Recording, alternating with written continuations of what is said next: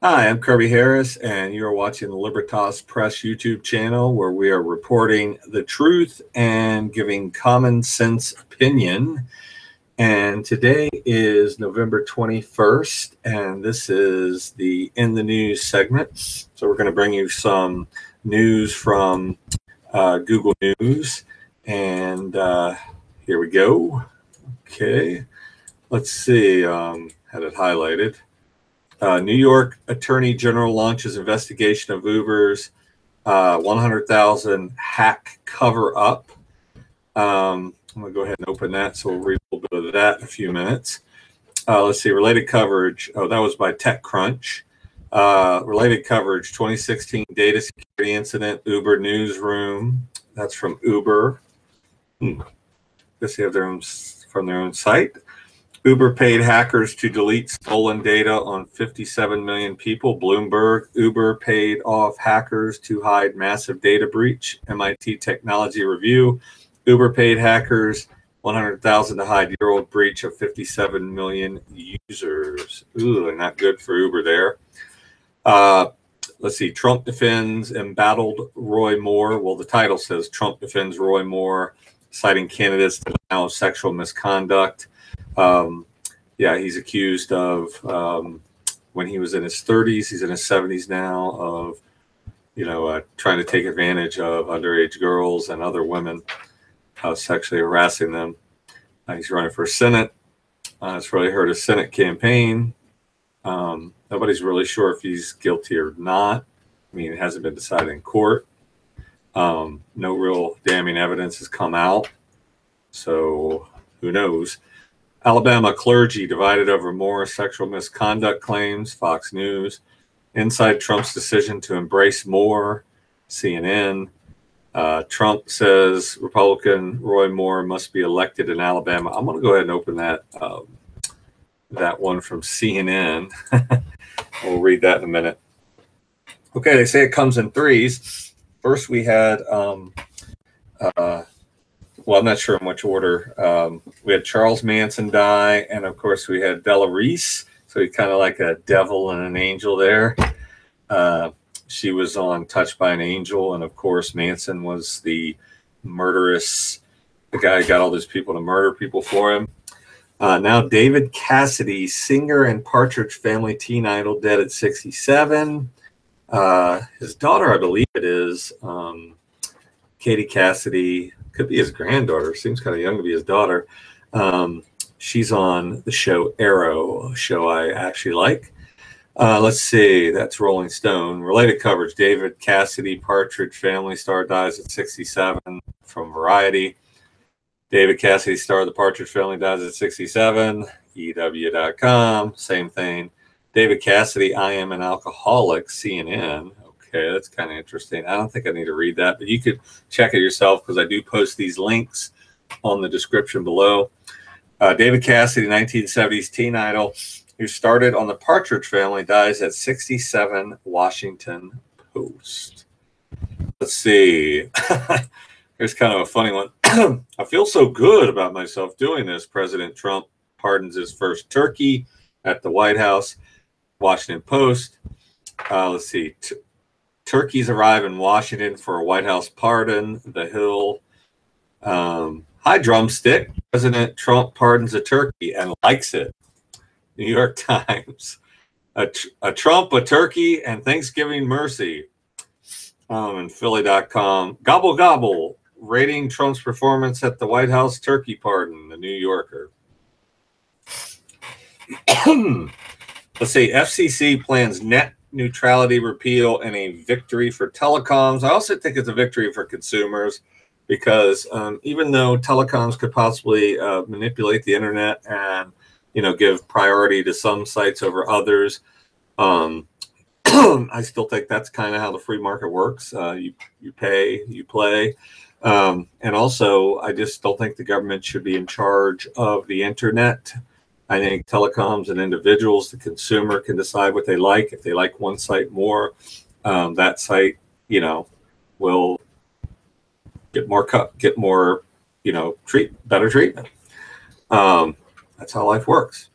Let's see, related coverage. Chairman Hey circulates draft order to restore internet freedom and eliminate, I assume that means eliminate net neutrality. Federal Communications Commission. Let's see, FCC's next step on net neutrality, blocking the states. Sounds interesting. FCC plans total repeal of net neutrality rules. FCC is revving up to destroy the internet as we know it. Yeah, popular mechanics. I thought they were more conservative than that. FCC plans to kill net neutrality, CNET UK. Oh, and the FCC plans to repeal net neutrality rules. That's Politico. And so was the FCC's next step on neutrality, blocking the states, all from Politico. The one thing I read about the chairman, that was from the Federal Communications Commission itself.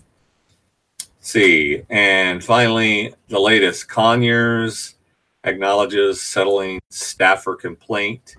Another, that's the Washington Post, another Democrat who is, they say they're all against, they're for the women's rights and feminism and against sexual harassment, but yet another Democrat involved in sexual harassment. So, and I wouldn't point out the Democrats, but they typically try to say that, oh no, they're against that. So anyway, let's see. She said a powerful congressman harassed her. Here's why you didn't hear her story, BuzzFeed News. Let's see. House Ethics Panel investigating allegations against U.S. Representative Conyers. Reuters. Congressman used taxpayer money to settle complaint. Fox News. Ooh, that's really bad, if that's what he did. All right, moving on. New York Attorney General launches investigation of Uber's 100,000 hack cover-up. The revelation that Uber concealed a major 2016 data breach affecting 57 million users and paid hackers to destroy the evidence is yet another PR nightmare from Uber's darkest era. But it's also a major problem when it comes to state laws around data breach disclosure practices. In light of Bloomberg's report, the Office of New York State Attorney General Eric Schneiderman confirmed to TechCrunch that it has opened an investigation into the incident, as should be. I mean, if they're handling our data, and if it got breached, and then they try to cover it up so we don't know it got breached, that's really bad. That's felony stuff there. People are going to go down. Uber probably won't go down. I mean, if they're sued, they'll basically, those guys will maybe go to jail, and then someone else will take it over. Inside Trump's decision to embrace more, from CNN by Jeffrey Zeleny, senior White House correspondent. President Donald Trump's decision to embrace Roy Moore on Tuesday was rooted in several factors. One of the biggest, the noise and confusion from a recent tidal wave of sexual harassment and misconduct allegations from Hollywood to media to politics. It made it easier and easier to stick with Moore, a Republican source close to the White House said. Several women have come forward and accused Moore of pursuing romantic relationships with them when they were teenagers and he was in his 30s, like I said, 40 years ago. A couple others have accused him of assault. He has denied the allegations. He denies it. Look, he denies it, Trump said of Moore. If you look at all the things that have happened over the last 48 hours, he totally denies it. He says it didn't happen. Let's see. The president's South Lawn remarks before taking off for Mar-a-Lago, while impromptu, also reflect precisely what he has been arguing in the West Wing for the last few days. Moore is denying the charges. He isn't wavering. So who are we to try and step in? Two Republicans familiar with the president's thinking offered that explanation about his comments. They added that the conversation has dramatically changed since November 9th, when the Washington Post broke the news of the allegations against Moore. Then it was simply one bad actor, a Republican. Since then, it's become much harder to tell who the bad guy is, said a Republican close to the White House, noting that the allegations against Democratic Senator Al Franken, the renewed chatter about Bill Clinton, the explosive revelations about legacy newsman Charlie Rose. Yes, he was accused of some really bad stuff and fired from CBS. and the suspension of New York Times reporter Glenn Thrush were all developments the president was following closely. The president also increasingly found it distasteful to be siding with the Republican establishment and trying to push out more because it put him at odds with his base. More than a dozen Senate Republicans, including Senate Majority Leader Mitch McConnell, have called on Moore to drop out of the race. The campaign arm for Senate Republicans and the Republican National Committee have also severed ties with Moore. Let's see. Trump's own daughter offered up an unambiguous rebuke to Moore last week. I've yet to see a valid explanation, and I have no reason to doubt the victim's accounts, Ivanka Trump told the Associated Press. There's a special place in hell for people who prey on children. Let's see. Even though biologically they technically aren't children, but it's still not a cool thing at all. Let's see. It's unclear what Ivanka Trump thinks of her father's comments, or whether they will have a ripple effect among women in the administration who find this entire episode distasteful. But Trump still believes Moore can win, and more importantly, two officials said Trump didn't think he would be able to stop Moore, so I risk another failure in Alabama by speaking against him and having him refuse to step down. In the end, the officials said Trump decided to do something familiar, accept Moore's denials, just as he delivered his own denials during the 2016 campaign. It's the general consensus that Moore and his policies are better than a Democrat. This makes it about policy and not the sexual abuse allegations. The White House knows they can't afford to lose an R vote in the Senate. A White House source familiar with the current thinking told CNN. Now, see, that's just messed up. I mean, look, we don't know if he did it. So, yeah, we know for sure that he did these things. You know, it shouldn't take him down. But if we find out he did do it, it doesn't matter if you lose a vote. You don't want that kind of guy, if he did these things, in the Senate. Period. So people are so screwed up with their thinking. Oh yeah, as long as you know, we get the right amount of votes, who cares what the guy did? That's just awful thinking. So anyway, let's see. The FCC plans net neutrality repeal and a victory for telecoms.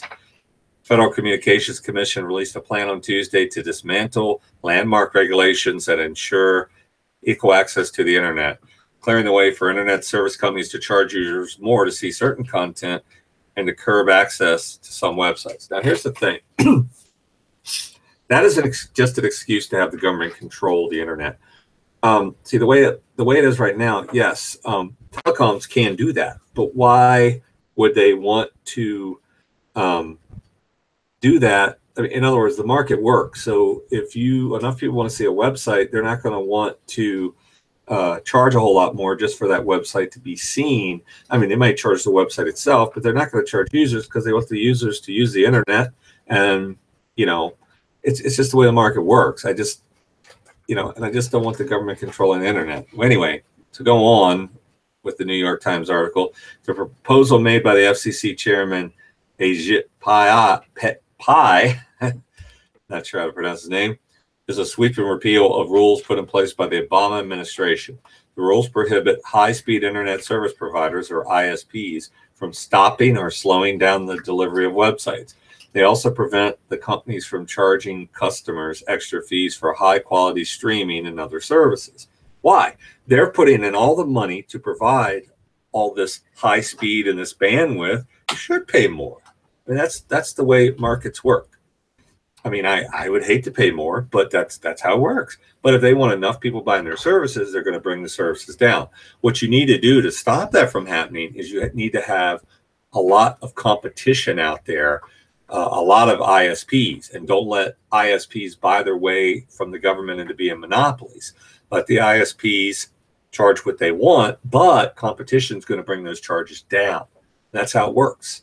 See, people who want net neutrality just don't understand that. Anyway, the announcement set off a fight over free speech and the control of the internet, pitting telecom titans like AT&T and Verizon against internet giants like Google and Amazon. The internet companies warned that rolling back the rules could make the telecom companies powerful gatekeepers to information and entertainment. They aren't now. They weren't before the rules were put in place. Come on. They know their market. They're not going to do that. Yes, if one became a monopoly, then sure, then you got to worry. But that's because it's a monopoly, not because of these net neutrality rules. Bogus, totally bogus. The telecom companies say that the existing rules prevent them from offering customers a wider selection of services at higher and lower price points. Exactly. Under my proposal, the federal government will stop micromanaging the internet, Mr. Pai said in a statement. Instead, the FCC would simply require internet service providers to be transparent about their practices so that consumers can buy the service plan that's best for them. Amen. Good for you, Mr. Pai or Mr. Pay. Man, that makes me hungry. I might go eat pie when I finish with this. Mr. Pai, a Republican who has pursued an aggressive deregulation agenda, was widely expected to have his plan approved during a meeting on December 14th. The two other Republicans on the commission generally vote with Mr. Pai, giving them a majority over the two Democrats. Telecom and internet companies are expected to lobby hard in Washington and directly to the public as they did when the current rules were adopted. That's enough of reading that for now. Like I said, you will have the links that you could go to. You are watching the Libertas Press YouTube channel, where we are reporting the truth and common sense. Glad you joined us for the news for today on November 21st, 2017. Glad you listened and have a great day.